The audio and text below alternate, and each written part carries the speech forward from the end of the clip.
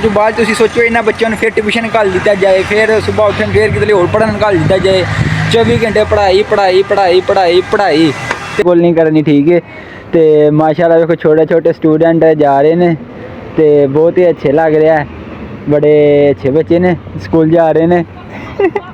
ਤੇ ਇਹ ਹੀ ਸਿਸਟਮ ਹੈ ਬਿਲਕੁਲ ਇੰਝ ਹੀ ਪੜ੍ਹਾਈ ਦਾ, ਜਿਹੜੇ ਅਸੀਂ ਬੰਦੇ ਸ਼ਹਿਰ ਜਾਂਦੇ ਹਾਂ, ਓਹੋ ਬਈ ਪੜ੍ਹਾਈ ਤੇ ਜਾਂਦੇ ਹਾਂ, ਸਮਝ ਲਓ ਇੰਝ ਹੀ ਬੱਚਿਆਂ ਨੂੰ ਬੰਨ੍ਹ ਕੇ ਰੱਸਿਆਂ ਦੇ ਨਾਲ ਪੜ੍ਹਾਇਆ ਜਾਂਦਾ। ਤੇ ਬਿਲਕੁਲ ਇਹ ਤਰੀਕਾ ਗਲਤ ਹੈ। ਮੈਂ ਇਸ ਤਰੀਕੇ ਦੇ ਖਿਲਾਫ ਹਾਂ ਜਿਹੜਾ ਬੱਚਿਆਂ ਨੂੰ ਜ਼ਬਰਦਸਤੀ ਪੜ੍ਹਾਇਆ ਜਾਂਦਾ ਵੇ। ਸਿਰਫ 8 ਘੰਟੇ ਬੱਚਿਆਂ ਨੂੰ ਪੜ੍ਹਾਉਣਾ ਬਹੁਤ ਅੱਛਾ ਵੇ। ਤੇ ਉਸ ਤੋਂ ਇਲਾਵਾ ਅਗਰ ਜੇ ਬੱਚਿਆਂ ਨੂੰ ਬਾਅਦ 'ਚ ਟਿਊਸ਼ਨ ਘੱਲਿਆ ਜਾਏ, ਫਿਰ ਉਹਨਾਂ ਨੂੰ ਸਕੂਲੇ ਘੱਲਿਆ ਜਾਏ, ਤੇ ਬੜਾ ਉਹਨਾਂ ਨੂੰ ਵੇਖੋ ਤੰਗ ਹੋਏ ਨੇ ਵਿਚਾਰੇ। ਤੇ ਕੀ ਕਰ ਸਕਦੇ ਨੇ, ਮਜਬੂਰ ਨੇ, ਕਿਉਂਕਿ ਬੱਚੇ ਨੇ ਕਰ ਕੁਛ ਨਹੀਂ ਸਕਦੇ, ਛੋਟੇ ਨੇ। ਪਰ ਤੁਸੀਂ ਬੱਚਿਆਂ ਦੇ ਜਿਹੜੇ ਸਾਥ ਨੇ ਉਹਨਾਂ ਨੂੰ ਸਮਝਿਆ ਕਰੋ। ਸਿਰਫ 8 ਘੰਟੇ ਸਕੂਲ ਦਾ ਬਹੁਤ ਹੁੰਦਾ ਹੈ। ਇਹ ਇਟਾਲੀਆ ਵੇ, ਇੱਥੇ 8 ਘੰਟੇ ਬੱਚਿਆਂ ਨੂੰ ਸਕੂਲ 'ਚ ਘੱਲਦੇ ਨੇ ਤੇ ਬਾਅਦ 'ਚੋਂ ਭਾਈਜਾਨ ਉਹਨਾਂ ਨੂੰ ਘਰ 'ਚ ਉਹਨਾਂ ਨੇ ਪੂਰਾ ਖੇਲਣੇ ਵਾਲਾ ਸਿਸਟਮ ਪਾਰਕਾਂ ਦੇ ਵਿੱਚ ਹਰ ਜਗ੍ਹਾ ਦੇ ਵਿੱਚ। ਇਹ ਹੁਣ ਜਿਹੜਾ ਸਾਡਾ ਪੂਰਾ ਇਲਾਕਾ ਹੋਵੇ ਨਾ, ਪੂਰਾ ਕੁਆਰਤੋ ਹਰ ਇੱਕ, ਜਿਵੇਂ ਯੂਨਿਕ ਕੌਂਸਲ ਪਿੰਡ ਹੁੰਦਾ ਵੇ, ਹਰ ਪਿੰਡ ਦੇ ਵਿੱਚ ਹਰ ਮਹੱਲੇ ਦੇ ਵਿੱਚ ਉਹਨਾਂ ਭਾਈਆਂ ਨੇ ਇੱਕ ਪਾਰਕ ਬਣਾਈ ਹੈ, ਬੱਚਿਆਂ ਦੇ ਖੇਡਣ ਵਾਸਤੇ ਜਗ੍ਹਾ ਬਣਾਈ ਹੈ। ਤੇ ਮੈਂ ਵੀਡੀਓ ਬਣਾਉਣੀ ਸੀ ਆਪਣੇ ਕਾਰ ਦੇ ਬਾਰੇ, ਬੱਚੇ ਦੇਖ ਕੇ ਤੇ ਉਹ ਤਲ ਮਾਈਂਡ ਹੋ ਗਿਆ ਵੇ, ਤੇ ਅੱਜ ਬੱਚਿਆਂ ਦੇ ਬਣਾ ਲੈਂਦੇ ਹਾਂ। ਤੇ ਤੁਸੀਂ ਵੀ ਆਪਣੇ ਜਿਹੜੇ ਤੁਹਾਡੇ ਛੋਟੇ ਨੇ, ਤੁਸੀਂ ਬੇਸ਼ੱਕ ਉਹਨਾਂ ਨਾਲ ਪਿਆਰ ਕਰਦੇ ਹੋ, ਉਹਨਾਂ ਨੂੰ ਤੁਸੀਂ ਪੜ੍ਹਾਉਣਾ ਚਾਹੁੰਦੇ ਹੋ, ਪਰ ਤੁਸੀਂ ਆਪ ਹੀ ਕਿਉਂ ਨਹੀਂ ਪੜ੍ਹੇ? ਮੈਨੂੰ ਇਹ ਦੱਸੋ। ਬਾਤ ਤਾਂ ਸਹੀ ਹੈ। ਜਿਹੜੀ ਚੀਜ਼ ਤੁਸੀਂ ਦੂਸਰਿਆਂ 'ਤੇ ਥੋਪਦੇ ਹੋ ਧੱਕੇ ਨਾਲ, ਉਹ ਤੁਸੀਂ ਆਪਣੇ 'ਤੇ ਅਪਲਾਈ ਕਰੋ। ਦੂਸਰਿਆਂ ਨੂੰ ਆਉਂਦੇ ਹੋ ਪੜ੍ਹੋ, ਇੰਝ ਦਾ ਬਣੋ, ਇੰਝ ਨਹੀਂ ਇੰਝ ਕਰੋ, ਠੀਕ ਹੈ। ਅੱਛੀ ਬੱਚੇ ਦੀ ਤਰਬੀਅਤ ਕਰਨੀ ਚਾਹੀਦੀ ਹੈ। ਮੈਂ ਇਸ ਚੀਜ਼ ਦੇ ਖਿਲਾਫ ਨਹੀਂ, ਬੱਚੇ ਨੂੰ ਬਿਲਕੁਲ ਆਉਣਾ ਨਹੀਂ ਚਾਹੀਦਾ। ਬੱਚੇ ਨੂੰ ਚੰਗੇ ਬੁਰੇ ਦਾ, ਨਸ਼ੇ ਦਾ, ਇਹਨਾਂ ਚੀਜ਼ਾਂ ਤੋਂ ਡੱਕਣਾ ਚਾਹੀਦਾ। ਛੋਟਿਆਂ ਨਾਲ ਪਿਆਰ, ਵੱਡਿਆਂ ਦੀ ਇੱਜ਼ਤ ਕਰਨੀ ਸਿਖਾਉਣੀ ਚਾਹੀਦੀ ਹੈ। ਪਰ ਇਹ ਨਹੀਂ ਕਿ ਬੱਚੇ ਨੂੰ 24 ਘੰਟੇ ਤੁਸੀਂ ਪੜ੍ਹਾਈ ਦੇ ਵਿੱਚ ਹੀ ਰੱਖੋ। ਸਕੂਲੋਂ ਆਇਆ ਟਿਊਸ਼ਨ ਕਰ ਦਿਓ, ਬਾਅਦ 'ਚ ਉੱਠਿਆ ਤੇ ਅੱਗੋਂ ਭਾਈਜਾਨ ਅਲਹਮਦੁਲਿਲਾ ਮੁਸਲਮਾਨ ਉਸ ਚੀਜ਼ 'ਤੇ ਮੈਂ ਨਹੀਂ ਗੱਲ ਕਰ ਸਕਦਾ। ਮਸਜਿਦ ਸਕੂਲ ਪਿੱਛੇ ਹੋ ਸਕਦਾ, ਪਰ ਮਸਜਿਦ ਜਿਹੜੇ ਸਾਡੀ ਬੇਸਿਕ ਜਿਹਦੇ ਵਾਸਤੇ ਅਸੀਂ ਮੁਸਲਮਾਨ ਹਾਂ, ਇੱਥੇ ਯੂਰਪ ਦੇ ਵਿੱਚ ਭਾਈਜਾਨ ਇੰਡੀਆ ਦੇ ਮਜ਼ਹਬ ਨੇ ਲੋਕਾਂ ਦੇ, ਤੁਹਾਨੂੰ ਮੈਂ ਦੱਸਾਂ ਤੁਸੀਂ ਹੈਰਾਨ ਹੋ ਜਾਓ। ਜਦੋਂ ਮੈਂ ਪਾਕਿਸਤਾਨ ਹਾਂ ਉਦੋਂ ਸੋਚਦਾ ਸੀ ਵੀ ਬਸ ਇਸਲਾਮ ਸਭ ਤੋਂ ਵੱਡਾ ਮਜ਼ਹਬ ਹੈ, ਦੀਨ ਜ਼ਿਆਦਾ ਮੁਸਲਮਾਨ ਨੇ ਹੋਰ ਈਸਾਈ ਨੇ। ਬਹਰਾਲ ਇੱਥੇ ਇੰਝ ਦੇ ਬੰਦੇ ਨੇ ਜਿਹੜੇ ਨਾ ਤੇ ਅਸਤਗਫੁਰ ਅੱਲਾਹ ਨੂੰ ਮੰਨਦੇ ਨੇ, ਨਾ ਈਸਾਈਅਤ ਨੂੰ ਮੰਨਦੇ ਨੇ, ਹੋਰ ਇਹਨਾਂ ਦੇ ਆਪਣੇ ਮਜ਼ਹਬ ਨੇ। ਤੇ ਉਹ ਤਲੀਮ ਜਿਹੜੀ ਹੈ ਨਾ ਮਸਜਿਦ ਦੀ, ਆਪਣਾ ਜਿਹੜਾ ਮਜ਼ਹਬ ਹੈ ਤੁਹਾਡਾ ਕੋਈ ਵੀ ਹੈ, ਤੇ ਉਹਦੀ ਤਲੀਮ ਠੀਕ ਹੈ। ਬਹਰਾਲ ਜਿਹੜੇ ਬੱਚੇ ਨਾਲ ਜ਼ਿਆਦਤੀ ਕਰਦੇ ਹੋ ਨਾ, ਸਕੂਲੋਂ ਆਇਆ ਫਿਰ ਟਿਊਸ਼ਨ ਘੱਲ ਦਿੱਤਾ ਵੇ, ਨਾ ਉਹਨੂੰ ਆਪਣੇ ਵਾਸਤੇ ਟਾਈਮ ਲੱਭਦਾ, ਨਾ ਖੇਲਣ ਵਾਸਤੇ ਟਾਈਮ ਲੱਭਦਾ ਵੇ।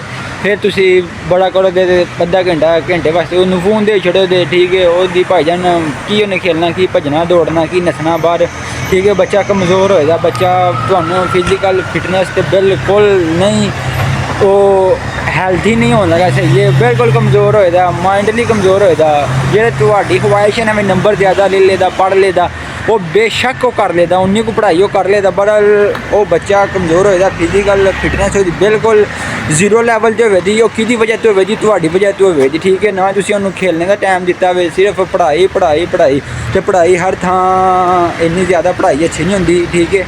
ਤੇ ਅਕਸਰੀਅਤ ਜੇ ਤੁਸੀਂ ਬੱਚਿਆਂ ਨਾਲ ਇੰਝ ਕਰਦੇ ਹੋ, ਨੰਬਰ ਤਾਂ ਲਿਖ ਲੈਂਦੇ ਨੇ, ਪਰ ਉਹਨਾਂ ਦੇ ਅੰਦਰ ਉਹ ਪੜ੍ਹਾਈ, ਉਹ ਚੀਜ਼, ਉਹ ਨੌਲੇਜ ਬਿਲਕੁਲ ਨਹੀਂ ਹੁੰਦਾ, ਠੀਕ ਹੈ। ਰੱਟਾ ਟਾਈਪ ਹੀ ਬਣ ਜਾਂਦੇ ਨੇ। ਤੇ ਸਭ ਤੋਂ ਬਿਹਤਰ ਹੈ ਹੀ 8 ਘੰਟੇ ਬੱਚਿਆਂ ਨੂੰ ਸਕੂਲ 'ਚ ਰੱਖੋ। 8 ਘੰਟੇ ਸਹੀ ਹੈ, ਬਹੁਤ ਜ਼ਿਆਦਾ ਟਾਈਮ ਹੈ ਭਾਈਜਾਨ 8 ਘੰਟੇ।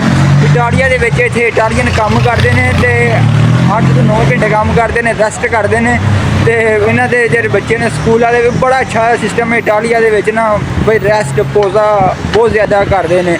ਤਾਂ ਜਿਹਦੇ ਬੰਦੇ ਦੇਖ ਲਓ ਖੁਸ਼ਹਾਲ, ਸਮਾਰਟ, ਤੇ ਬਿਮਾਰੀਆਂ ਟੈਨਸ਼ਨਾਂ ਤੋਂ ਠੀਕ ਹੈ ਜ਼ਰਾ ਉੱਤਲੇ ਲੈਵਲ 'ਤੇ ਨੇ ਸਾਡੇ ਤੋਂ ਨਾ, ਸਾਡੇ ਪਾਕਿਸਤਾਨ ਤੋਂ ਹੋਰ ਏਸ਼ੀਆ ਦੇ ਵਿੱਚ। ਤੇ ਇਹੀ ਵਜ੍ਹਾ ਵੇ ਜ਼ਿਆਦਾ ਸਟਰੈਸ, ਜ਼ਿਆਦਾ ਪੜ੍ਹਾਈ, ਇੰਨਾ ਬੱਚਿਆਂ 'ਤੇ ਲੋਡ ਬਿਲਕੁਲ ਨਹੀਂ ਅੱਛਾ। ਤੁਸੀਂ ਹੁਣ ਵਲੋਗ ਦੀ ਸਟਾਰਟਿੰਗ ਦੇਖਿਆ ਹੋਣਾ ਕਿੰਨੇ ਸੋਹਣੇ ਬੱਚੇ ਰੱਖ ਰਹੇ ਹਨ, ਬਿਲਕੁਲ ਭਾਈਜਾਨ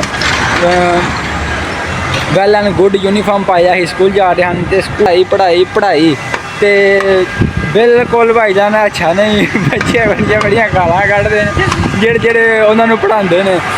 8 ਘੰਟੇ ਪੜ੍ਹਾਉਣਾ ਬਿਲਕੁਲ ਠੀਕ ਹੈ, 8 ਘੰਟੇ ਤੋਂ ਜਿਹੜਾ ਉੱਤੇ ਪੜ੍ਹਾਉਂਦਾ ਨਾ ਉਹ ਬਿਲਕੁਲ ਇਨਸਾਨ ਨਹੀਂ ਸਹੀ ਹੈ। ਉਹਨੂੰ ਤਾਂ ਮੈਂ ਤਾਂ ਇਨਸਾਨ ਨਹੀਂ ਸਮਝਦਾ, ਕਿਉਂਕਿ ਨਬੀ ਪਾਕ ਦੇ ਜਿਹੜਾ ਫਰਮਾਨ ਹੈ ਨਾ ਉਹਦੇ ਉੱਤੇ ਦੁਨੀਆ ਦੀ ਕੋਈ ਚੀਜ਼ ਨਹੀਂ ਆਏ। ਮੈਨੂੰ 12ਵੀਂ ਜਾਂ 11ਵੀਂ ਕਿਤਾਬ ਦੇ ਵਿੱਚ ਫਿਜ਼ੀਕਲ ਫਿਟਨੈਸ ਐਫ ਏ ਕਰਦੇ ਨੇ, ਜਾਂ ਤੁਸੀਂ ਖੁਦ ਵੀ ਚੈੱਕ ਕਰ ਲਿਓ।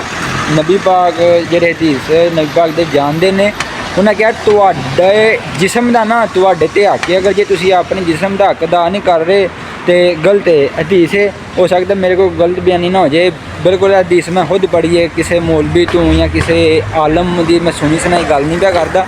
ਇਹ ਹਦੀਸ ਹੈ ਤੁਹਾਡੇ ਜਿਸਮ ਦਾ ਤੁਹਾਡੇ 'ਤੇ ਹੱਕ ਹੈ ਕੀ ਹੈ। ਨਬੀ ਪਾਕ ਨੇ ਖੁਦ ਬਹੁਤ ਜ਼ਿਆਦਾ ਗੇਮਾਂ ਕਰਾਈਆਂ ਨੇ, ਕੁਸ਼ਤੀ ਕਰਾਈ ਹੈ, ਨੇਜ਼ਾਬਾਜ਼ੀ ਕਰਾਈ ਹੈ, ਰੱਸਾਕਸ਼ੀ, ਘੋੜ ਸਵਾਰੀ ਔਰ ਤੈਰਾਕੀ, ਇੰਨੀਆਂ ਗੇਮਾਂ ਬਹੁਤ ਜ਼ਿਆਦਾ ਨਬੀ ਪਾਕ ਨੂੰ ਪਸੰਦ ਹਨ। ਅਤੇ ਨਬੀ ਪਾਕ ਨੇ ਇਸ ਲਈ ਤੂੰ ਕਿਹਾ ਵੇ ਤੁਹਾਡੇ ਜਿਸਮ ਦਾ ਤੁਹਾਡੇ 'ਤੇ ਹੱਕ ਹੈ, ਅਤੇ ਤੁਸੀਂ ਆਪਣਾ ਜਿਹੜਾ ਬੱਚੇ ਨੇ ਤੁਹਾਡੇ ਉਹਨਾਂ ਨੂੰ ਤੁਸੀਂ ਕਿੰਨਾ ਕੁ ਹੱਕ ਦੇ ਰਹੇ ਹੋ। ਇਹ ਤੁਸੀਂ ਬੜਾ ਦਿਓ ਬਈ ਮੈਂ ਅਸੀਂ 5 ਰੁਪਏ ਲੈ ਕੇ ਜਾਂਦੇ ਹਾਂ, 10 ਰੁਪਏ ਲੈ ਕੇ ਜਾਂਦੇ ਹਾਂ ਸਕੂਲੇ, ਮੈਂ ਆਪਣੇ ਬੱਚੇ ਨੂੰ 50 ਦੇ ਰਿਹਾ, 100 ਦੇ ਰਿਹਾ, 500 ਦੇ ਕੇ ਸਕੂਲੇ ਕਰ ਰਿਹਾ। ਤੁਸੀਂ ਭਾਵੇਂ 1000 ਦੇ ਕੇ ਵੀ ਉਹਨੂੰ ਸਕੂਲੇ ਘੱਲੋ ਨਾ।